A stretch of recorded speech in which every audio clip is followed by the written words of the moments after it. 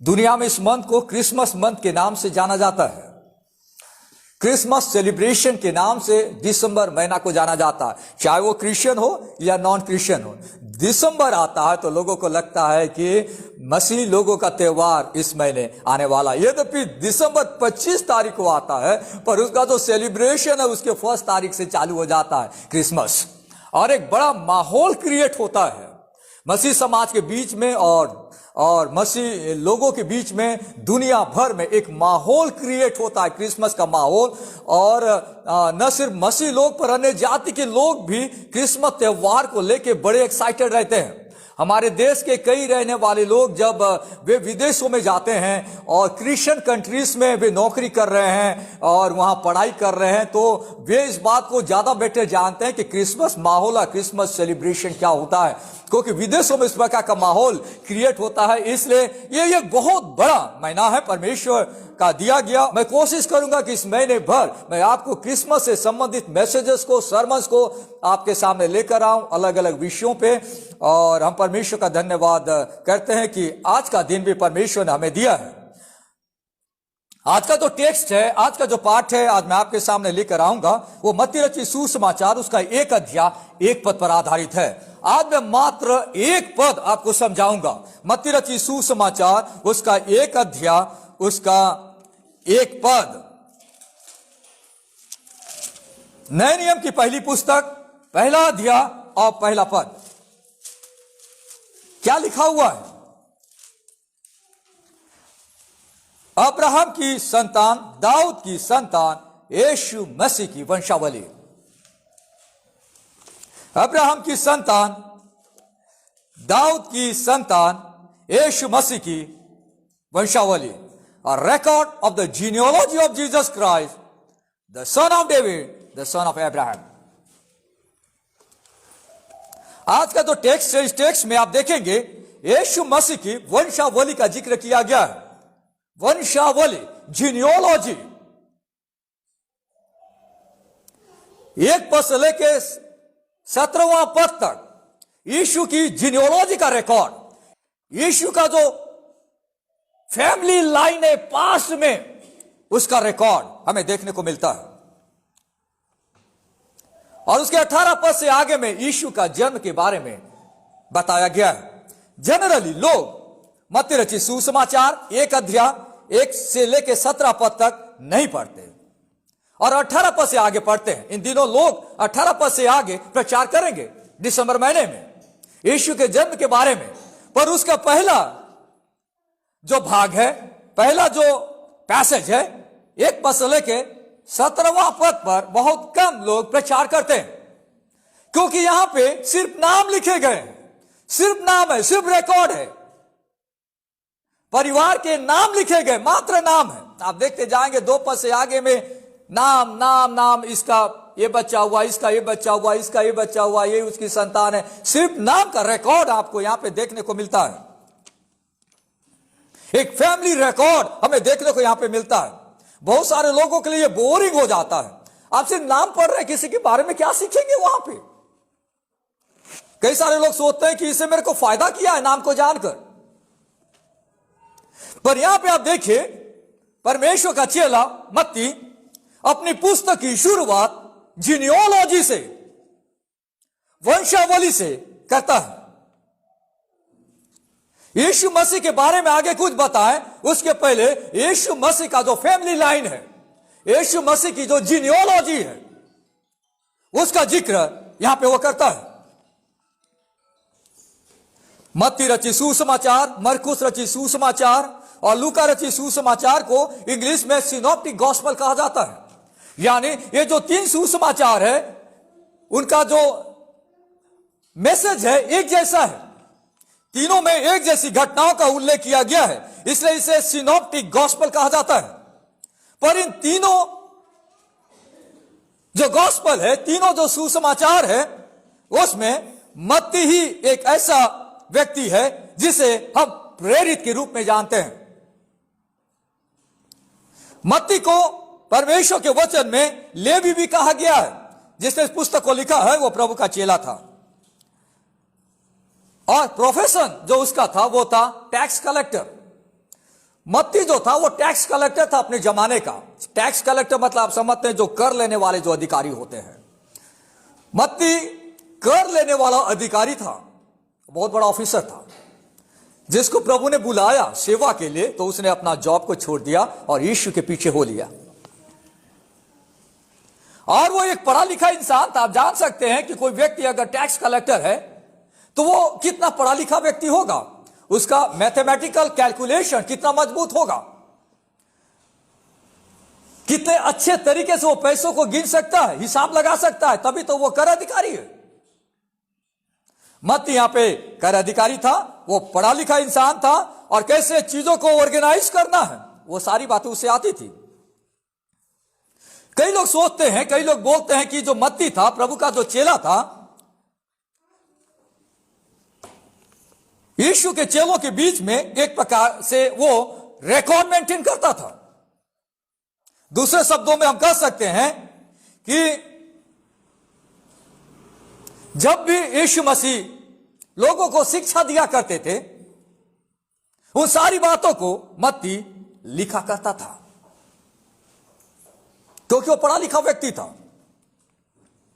जब परमेश्वर ने मत्ती को बुलाया और कहा मेरे पीछे हो ले, मत्ती अपनी सारी चीजों को छोड़ दिया, पर दो चीजों को अपने साथ लेकर गया था।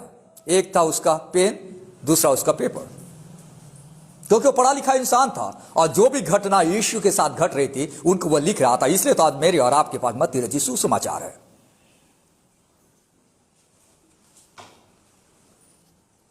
और आप यहां पे देखते हैं इस अध्याय में मत्ती परमेश्वर का चेला, परमेश्वर का जो प्रेरित था, उसने इस पुस्तक को लिखा है और शुरुआत करता है और रिकॉर्ड यीशु की वंशावली का रिकॉर्ड क्या बताता है।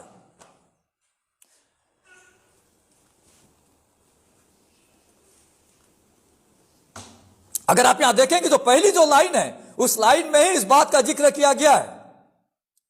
In the first line itself, you see a record of the genealogy of Jesus Christ. यीशु की वंशावली का रिकॉर्ड हमें यहूदियों को और दुनिया को क्या बताना चाहता है, उस प्रश्न का उत्तर आज मैं आपको देने का प्रयास करूंगा। यीशु मसीह की वंशावली का रिकॉर्ड हमें यहूदियों को और इस दुनिया को क्या बताना चाहता है। सबसे पहली बात, उसकी वंशावली का एक रिकॉर्ड है,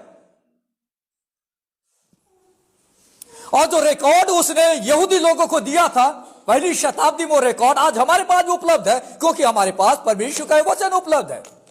आज मैं और आप जब इस पाठ को पढ़ते हैं तो यीशु की वंशावली का रिकॉर्ड हमें देखने को मिलता है। और ये जो रिकॉर्ड है, ये रिकॉर्ड करीबन आप देखेंगे यहां पे दाऊद और इब्राहिम तक के बात गई है, यानी करीबन 2000 साल का रिकॉर्ड जीनियोलॉजी यहां पे हमें देखने को मिलता है। क्या दुनिया में कोई ऐसा व्यक्ति है, क्या दुनिया में कोई ऐसा पुरुष है, क्या दुनिया में कोई ऐसा नेता है, क्या दुनिया में कोई ऐसा प्रधानमंत्री है, क्या दुनिया में कोई ऐसा जिसे लोग ईश्वर करके पूजा अर्चना करते हैं, उसका 2000 साल का रिकॉर्ड हो?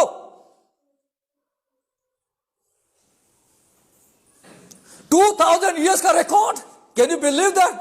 क्या विश्वास कर सकता है किसी व्यक्ति के बारे में, उसकी जो बैक हिस्ट्री है, उसके पूर्वजों की जो लिस्ट है, 2000 साल पहले तक का रिकॉर्ड उसके पास उपलब्ध हो?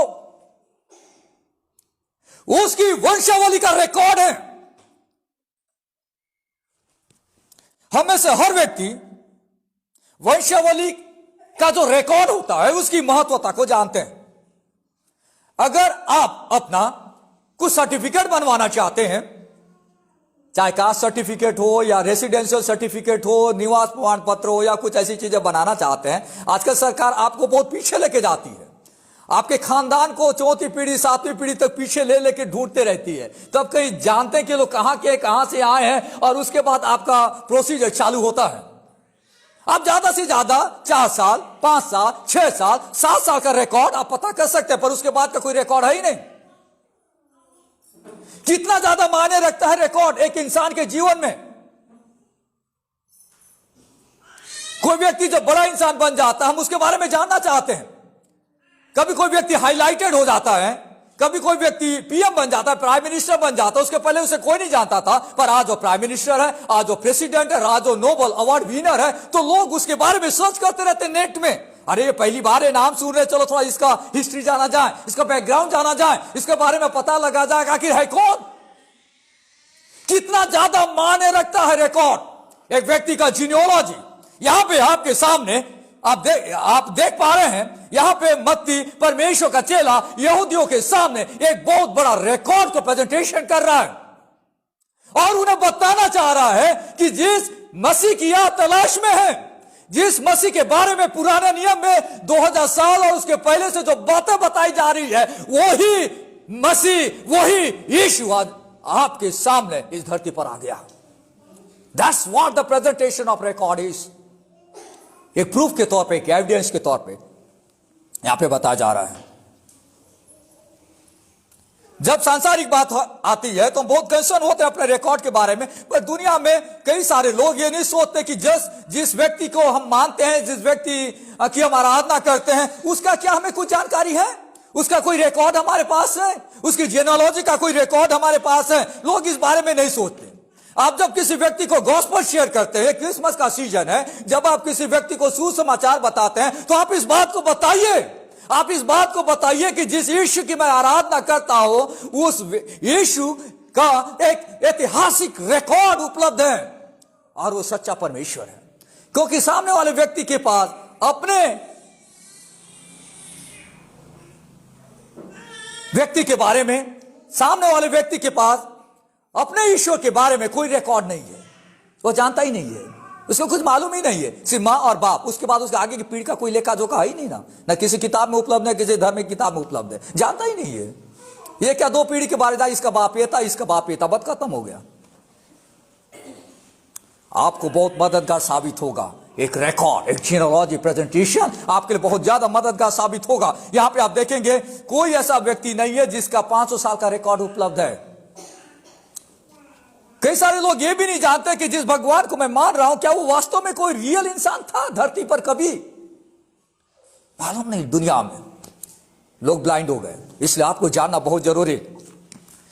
जीनियोलॉजी एक वंशावली यहूदी लोगों के लिए बहुत मायने रखता था। यहूदियों की पुस्तक लिखी गई है, उसके जो ऑडियंस थे वे यहूदी लोग थे, उनको लिखी गई है, उनके लिए बहुत ज्यादा मायने रखता था।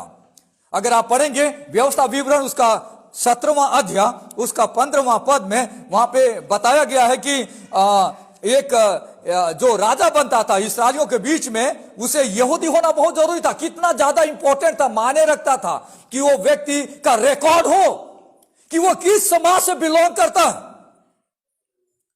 व्यवस्था विवरण उसका 17वां अध्याय उसका 15वां पद आप देखिए, यहां पे इस प्रकार लिखा हुआ है, तब जिसको तेरा परमेश्वर यहोवा चुन ले, अवश्य उसी को राजा ठहराना, अपने भाइयों ही में से किसी को अपने ऊपर राजा ठहराना। किसी परदेशी को जो तेरा भाई ना हो तो अपने ऊपर अधिकारी नहीं ठहरा सकता। उसके पास एक जेन्युइनली रिकॉर्ड होना चाहिए कि व्यक्ति यहूदी संप्रदाय से बिलोंग करता है। अगर कल के दिन वो व्यक्ति राजा बनना चाहिए तो उसका नाम उस रिकॉर्ड में लिखा होना चाहिए। इतना ज्यादा मायने रखता था इस्राएलियों के लिए।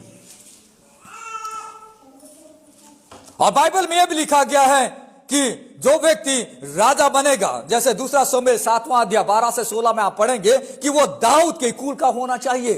दाऊद के कुल का, कई सारे कुल है पर दाऊद के कुल का होना चाहिए।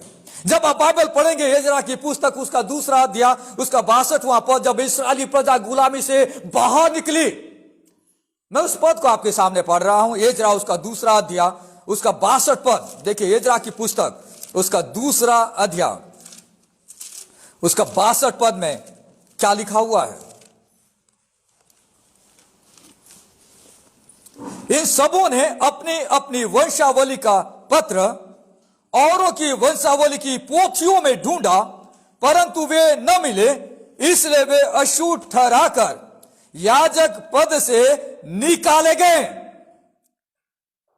अध्याय 2 की शुरुआती लाइन में आप ऊपर में देखेंगे लौटे हुए यहूदियों की सूची, index of the people who return back to Jerusalem. जब इस्राएली प्रजा गुलामी में चली गई और वहां से वे वापस अपने देश आ रही थी, आप देखेंगे, देखिए 2 अध्याय उसका 1 पद, जिनको बेबीलोन का राजा नबूकदनेस्सर बेबीलोन को बंदी बनाकर ले गया था, उनमें से प्रांत के जो लोग बंधुआई से छूटकर यरूशलेम और यहूदा को और अपने अपने नगर में लौटे, वे ये हैं. This is what the list of the people who return back to Jerusalem and Judah. अब देखिए, मैं ये बताने का आपको कोशिश कर रहा हूं कि एक जीनियोलॉजी कितना ज्यादा मायने रखता है. जब आप किसी व्यक्ति को गॉस्पेल शेयर करते हैं, आपका एक लाइन सामने वाले को 50 बार सोचने के लिए मजबूर कर देगा. जिस परमेश्वर को मैं मानता हूं, उसका एग्जैक्ट जीनियोलॉजी, एग्जैक्ट वंशावली का रिकॉर्ड आज भी उपलब्ध है. आप कलेक्टर ऑफिस में जाइए, कई सालों का रिकॉर्ड आप ढूंढते रह जाएंगे, आपको नहीं मिलेगा. कई सारी पुरानी जो पोथियां हैं, वे या तो दीमक खा के खत्म हो गई है या वो जल के खत्म हो गई, कोई रिकॉर्ड है ही नहीं. पर आप सोचिए, दुनिया को बनाने वाला परमेश्वर, जिसने अपने पुत्र प्रभु यीशु को इस संसार में भेजा और वो दुनिया के लोगों को बताना चाह रहा था, उसने अपना एविडेंस को सुरक्षित कर रखा है, बिकॉज ही इज गॉड, क्योंकि वो परमेश्वर है. दुनिया में किसी भी व्यक्ति के बारे में हमें रिकॉर्ड उपलब्ध नहीं है, चाहे वो अमेरिका का भी प्रेसिडेंट क्यों ना हो. आप देखिए, यहां पे जब इस्राएली प्रजा बंधुआई से वापस लौटी, तो वहां पे उनका लिस्ट को ढूंढा जा रहा था कि ये व्यक्ति वाकई में इसी जगह का रहने वाला था, क्या ये व्यक्ति यहूदी था.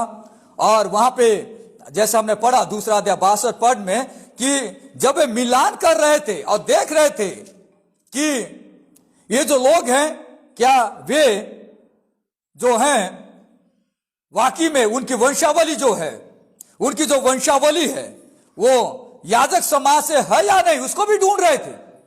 जिनके नाम याजक पद याजक समाज में नहीं मिला, उन्हें याजक पद न मिला, क्योंकि उनका नाम याजक समाज की वंशावली में नहीं था. वे दिखा नहीं सके पोथियों में, किताबों में वे दिखा नहीं सके, इसलिए उनके साथ एक घटना घटी. इंग्लिश में लिखा है, the search for the family record. Family record को वे लोग सर्च करने लगे, but they could not find them and so were excluded from the priesthood as unclean. उन्हें अशुद्ध ठहराया गया और उन्हें अलग कर रखा गया. इतना ज्यादा मायने रखता है, इतना ज्यादा मायने रखता है वंशावली का रिकॉर्ड. यहां पे आप देखिए, मैं और आप क्रिसमस मंथ में एंट्री पा रहे हैं. मैं आपको आज एनकरेज करना चाहूंगा, मैं आज आपको बताना चाहूंगा कि यीशु मसीह की वंशावली हमें यह बताती है कि यीशु की वंशावली का एक रिकॉर्ड है और आज भी उपलब्ध है, आज भी उपलब्ध है, आज भी उपलब्ध है. बाइबल में जब आप रिकॉर्ड की बात करते हैं, पुराने नियम में जब आप उत्पत्ति की पुस्तक पढ़ते हैं, उसका 5वां अध्याय 1 पद में, वहां पे भी आपको एक रिकॉर्ड देखने को मिलता है. पहला रिकॉर्ड ओल्ड टेस्टामेंट का देखिए, उत्पत्ति की पुस्तक उसका 5वां अध्याय उसका 1 पद में लिखा है, आदम की वंशावली यह है, जब परमेश्वर ने मनुष्य की सृष्टि की तब अपने ही स्वरूप में उसको बना. यहां पे आप देखेंगे 5वां अध्याय में, यहां पे आपको जीनोलॉजी मिलता है, आदम की वंशावली का जिक्र यहां पे किया गया है. पहला रिकॉर्ड बाइबल में आदम की वंशावली से शुरू हो रहे, उसका रिकॉर्ड यहां पे हमें देखने को मिल रहा है. आदम की वंशावली यह है, और यहां पे आप देख रहे हैं यीशु मसीह की वंशावली यह है. नए नियम की शुरुआत यीशु की वंशावली से हो रही है. पुराने नियम में आदम की वंशावली का जिक्र किया गया है. Same pattern, same words use. यहां पे यीशु की वंशावली का जिक्र यहां पे किया गया है. और ये जो पहली वंशावली जो नए नियम में हमें देखने को मिलती है, वो यहां पर रिकॉर्डेड है. उस जीनियोलॉजी में, उस वंशावली में सारे लोग मर गए, पर जब यीशु इस संसार में आया, वहां से एक नई फैमिली लाइन की शुरुआत हुई. That is what the amazing thing. ये गॉस्पेल है, ये सुसमाचार है. उसके पहले आदम में सब मरते थे, बाइबल में लिखा है. यीशु के आने के बाद आज हर व्यक्ति जो यीशु का बन जाता है, वो मरता नहीं है. क्यों?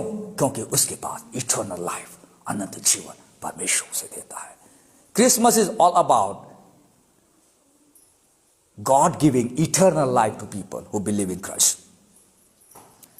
यीशु के परिवार में जब मैं और आप जुड़ जाते हैं विश्वास के द्वारा, मैं और आप नए तरीके से जीवन जीने लगते हैं। यहां पे ऐसा लग रहा है जब मत्ती इस बात को बता रहा है, वो बताना चाह रहा है कि यीशु के आने के बाद एक नया रेस की शुरुआत हुआ, एक नए समाज की शुरुआत हुई जो कभी मरते नहीं है।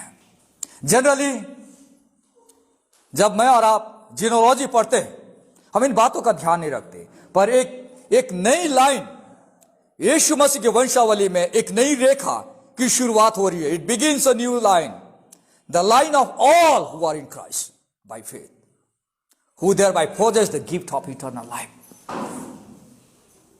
बड़ा एक्साइटिंग है। आज परमेश्वर का धन्यवाद हो, अगर मैं और आपने यीशु पर विश्वास किया है तो मैं और आप यीशु मसीह के परिवार में जोड़ दिए जाते हैं, उस वंशावली में जोड़ दिए जाते हैं। परमेश्वर का धन्यवाद हो। आज सुंदर वचन के हम परमेश्वर का धन्यवाद देना चाहते हैं। आज मैंने सोचा था कि आपको कंप्लीट पैसेज को समझा सकूं, पर यह बहुत इंपॉर्टेंट सब्जेक्ट था और इस एक लाइन को समझाने के लिए मुझे करीबन आधा घंटा लग गया। मैं आज आपको यह बताना चाह रहा हूं, वो ये है कि यीशु मसीह की वंशावली हमें क्या सिखाता। नंबर 1, यीशु की वंशावली का एक रिकॉर्ड है और इस प्रकार का रिकॉर्ड दुनिया के किसी भी व्यक्ति के बारे में हमें देखने को नहीं मिलता। दुनिया के किसी भी व्यक्ति के पास इस प्रकार का रिकॉर्ड उपलब्ध नहीं है। ये शुभ संदेश है, ये गॉस्पल है, ये सुसमाचार है हमें लोगों को बताने के लिए। हम लोगों से कह सकते हैं भाई जिसको आप मानते हैं, जिसको आप सुनते हैं, आप उसके बारे में क्या जानते हैं? कुछ जानते हैं? कुछ नहीं जानते। 2000 साल का रिकॉर्ड यहां पे हमें देखने को मिल रहा है यीशु की वंशावली का। हम परमेश्वर का धन्यवाद देते हैं इस वंशावली का ये जो पाठ है या इंक्लूड किया गया है, जिसके कारण आज मैं और आप बड़े कॉन्फिडेंस के साथ और बड़े हिम्मत के साथ सीना तान कर हम लोगों को बोलते हैं कि मैं यीशु पे विश्वास करता हूं, उस यीशु पे जिसके बारे में पुराने नियम में भविष्यवाणी की गई थी, जिसका जिक्र किया गया था, और यीशु मसीह में वो सारी बातें पूरी हो जाती है। He has his own genealogy. आइए प्रार्थना करें। प्यारे परमेश्वर, हम धन्यवाद देना चाहते हैं आज के सुंदर दिन के लिए, सुंदर वचन के लिए।